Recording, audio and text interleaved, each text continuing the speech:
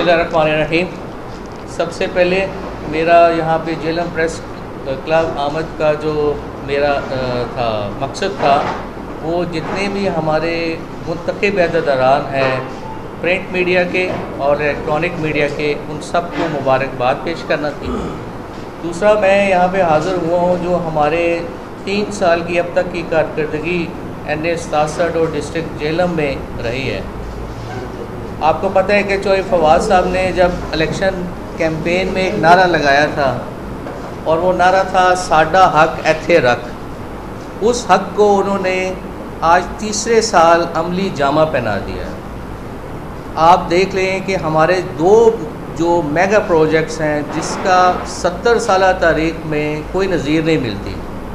एक हमारा जलालपुर नहर, जो हमारा यहाँ के लोगों का तकरीबन कोई सदी से भी ज़्यादा का एक मुतालबा था, वो उन्होंने आते साथ जिस मेहनत के साथ, जिस डेडिकेशन के साथ उन्होंने वो अप्रूव कराया और अमली जामा पहनाया, मैं समझता हूँ कि जितना खराज तहसीन पेश किया जाए वो कम है। उसके बाद जो यहाँ के वासियों का बहुत ही दरीना मुतालबा था लिल्ला टू जेलम ड्यूल कैरेज में, वो आप देखें कि हमें सबसे ज़्यादा जो मसला दरपेश था वो 2018 के बाद जो नून लीग की हुकूमत जो मईशत का हाल करके गई थी। हमें एक तो मईशत को, हमारे वज़ीर-ए-आज़म साहब को ये चैलेंज था कि मुल्क की मईशत को वो एक सही रुख पे चलाएं।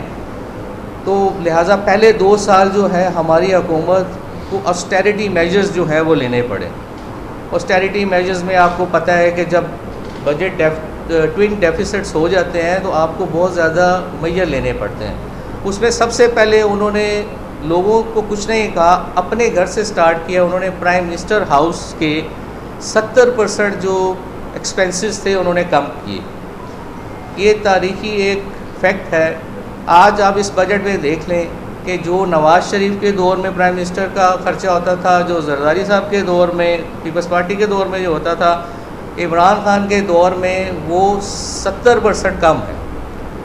इससे एक बात ये क्लियर होती है कि इमरान खान साहब जो है उनके जो भी इंटरेस्ट हैं वो पाकिस्तान में ही हैं, और पाकिस्तान की उनको बहुत ज़्यादा फ़िक्र है। इसलिए आप ये देखें जो हमने टर्न अराउंड किया है इकॉनमी, वो 3 साल के थोड़े से अरसे में किया है। वरना जो नून लीग और पीपल्स पार्टी इकॉनमी का हाल कर गए थे, मेरा नहीं ख्याल कि इमरान खान साहब के अलावा अगर कोई बंदा होता तो उसको 10 से 12 साल तो लगते।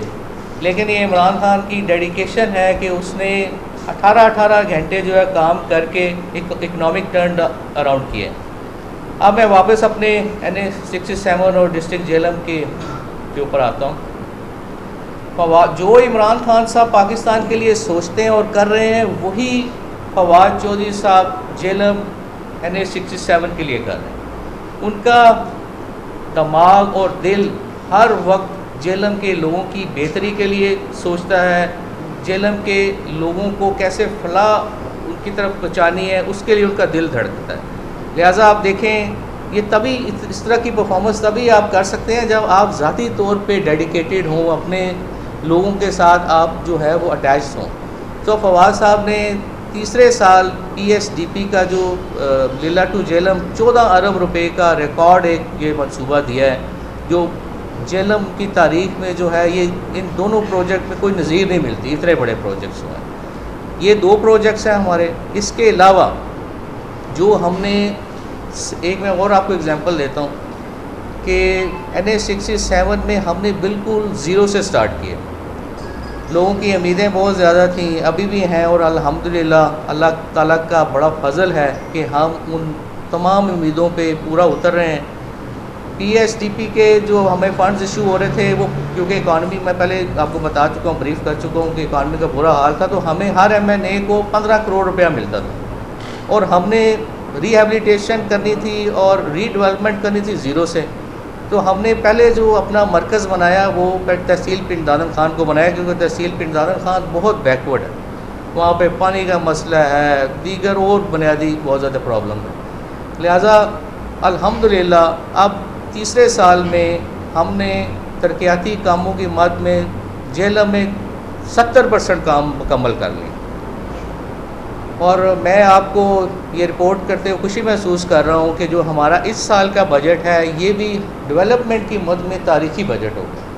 2.5 अरब की हमने ADP इस साल प्रोजेक्ट्स दिए हैं। इसके अलावा MNAs और MPS के जो फंड्स हैं उसकी मद में तकरीबन हमें 2.5 से 3 अरब रुपए जो हैं वो भी इंशाल्लाह दरकार होंगे और उसके भी प्रोजेक्ट्स लगेंगे। अब आप देख लें कि मैं क्योंकि बाय देश और ये तहसील जेलम ये साइड देखता हूँ तो आपको खुद नज़र आता है, हम बातें नहीं करते, आप खुद एनालिसिस करते हैं। यहाँ पे बहुत बड़ा एक इशू था रोहतास रोड का, हमने आते साथ उसको टेकअप किया और अब रोहतास रोड आपको देखें कि बारिश का जब भी सीज़न को लगता है तो जेलम शहर पूरा डूब जाता है, लेकिन रोहतास रोड रवा दवा एक बहुत ज़बरदस्त रोड बनी है। इसके अलावा बाई देश में हमने तरक्याती कामों का जाल बिछाया है, वहाँ पे रोड्स बहुत बेशुमार बना रहे हैं और आगे आने वाले सालों में बहुत सारे बनेंगे। इस तरह ये जो तहसील जेलम की हमारी यूनियन काउंसिल्स हैं इनमें भी रिकॉर्ड तरक्याती काम हो रहे हैं। और फिर हेल्थ में मुझे ये बड़ी खुशी है कि जब फवाद साहब आए थे तो यहाँ पे मेडिकल स्टाफ बहुत कम था। अब अल्हम्दुलिल्लाह कोई ऐसा BHU नहीं है, कोई ऐसा छोटा सेंटर नहीं है जहाँ पे आपको डॉक्टर नहीं अवेलेबल या मेडिकल स्टाफ अवेलेबल नहीं है, 24 घंटे अवेलेबल है। और दूसरा, इस साल हमने 2 ट्रॉमा सेंटर जो है वो अप्रूव किए हैं ADP में इंशाल्लाह। एक आपका DHQ हॉस्पिटल में ट्रॉमा सेंटर बनेगा और एक टोबा में बनेगा।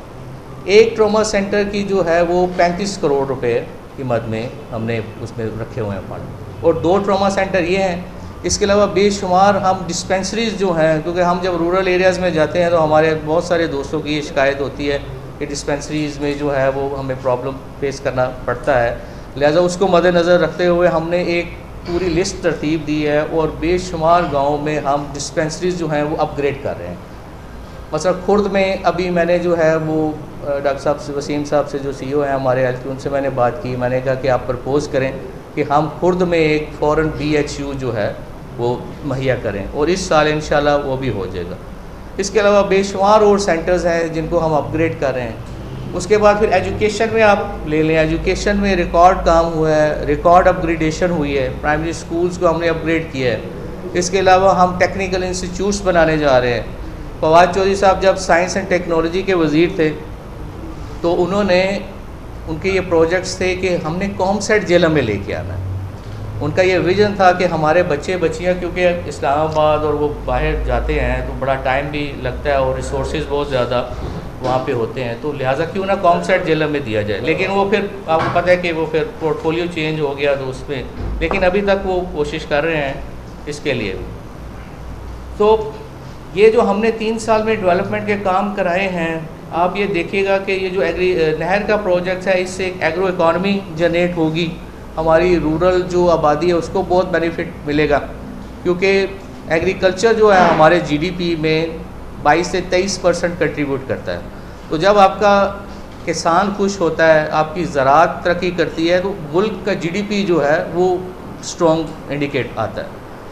इसके अलावा जब ये आपकी रोड बन जाएगी इंशाल्लाह 2.5 से 3 साल के अरसे में, फवाद साहब इसमें भी कोशिश कर रहे हैं कि जल्दी से जल्दी बन जाए। जब ये बनेगी तो मैं कल जेलम इस्लामाबाद में एक फैमिली आई तो मैं उनको नहीं जानता था, तो वो काफ़ी देर से बैठे हुए थे। तो मैंने अपने दोस्त को कहा, मैंने कहा इसको पता करेंगे, काफ़ी देर से मैं देख रहा हूँ बैठे हुए हैं, तो ये क्यों आए। तो उन्होंने कहा जी कि हम तहसील पिंडदादन खान से आए हैं, हम स्पेशली फवाद साहब का शुक्रिया अदा करने आए हैं, हमें कोई काम नहीं है। और साथ उनकी बेटी थी जो यहाँ पे जेलम में नौकरी करती थी। उसने कहा कि मुझे जेलम आते हुए इतनी तकलीफ़ पेश आती है, और अब आप लोगों ने ये जो रोड बनाया है इससे हमें इतना फ़ायदा होगा, इससे नौकरी पेशा लोगों को बहुत फ़ायदा होगा, रोज़ाना जो आना जाना है उसमें बहुत सहूलत होगी। फिर हमारे बच्चों को जो दूर अफ्तादा इलाकों में उनको जेलम में आला तालीम के लिए जो हमारे स्कूल्स हैं, अच्छी अपग्रेडेड इंस्टीट्यूशंस हैं, उनमें आने में आसानी होगी। तो ये एक मल्टीपल जो इकनॉमिक एक्टिविटीज़ इन दोनों प्रोजेक्ट से लगी हुई है। इंशाल्लाह ये मैं आगे भी एक बात करता हूँ कि दूसरे डिस्ट्रिक्ट्स के लोग हमारे जेलम की मिसाल दिया करेंगे कि डेवलपमेंट हो, तरक्की हो तो डिस्ट्रिक्ट जेलम जैसी। तो मैं आप तमाम सहाफ़ी भाइयों का बहुत शुक्रिया अदा करता हूँ। आप तमाम सहाफ़ी हज़रात हमारे जेलम के जितने भी हमारे साफ़ी भाई हैं, आप you are like a family, आप फैमिली की तरह हैं, हमारे भाई हैं। फवाद साहब ने जेलम के सहाफ़ियों के लिए एक्सक्लूसिवली वो बहुत ज़्यादा सोच रहे हैं।